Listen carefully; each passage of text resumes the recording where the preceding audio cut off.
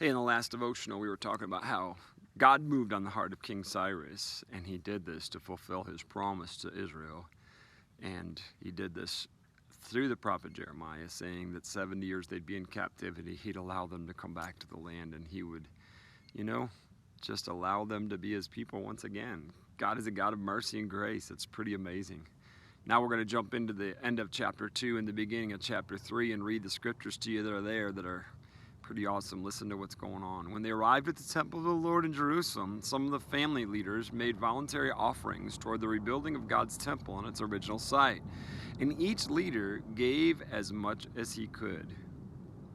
The total of their gifts came to 61,000 gold coins, 6,250 pounds of silver, 100 robes for the priests. In early autumn, when the Israelites had settled in their towns, all of the people assembled in Jerusalem with a unified purpose. I love that. Then Joshua, son of Jehozadak, joined his fellow priests, Zerubbabel, son of Shealtiel, with his family in rebuilding the altar of God of Israel.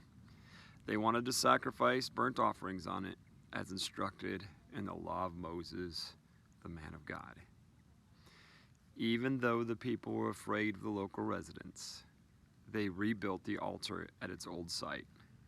Then they began to sacrifice burnt offerings on the altar to the Lord each morning and evening. So the reason why I want to read this today, as I pray about all these devotionals, I want you to know this isn't Dave just thinking about something to say. I pray, I search God's word, and I believe that God has a word for us from this, and I pray that he would encourage your heart and challenge you in this. See, sometimes our flesh gets nervous. We get scared of people's ideas, thoughts, and what they might do. I believe that this kind of tension is growing in our culture, and it's going to get nothing but worse as we head forward.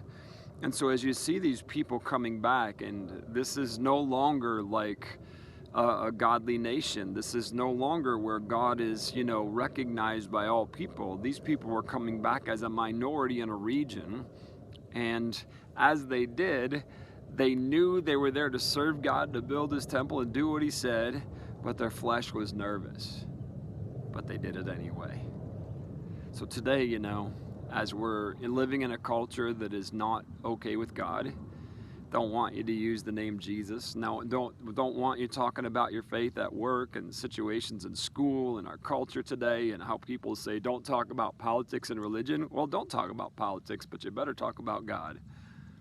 And I want you to hear what these people did.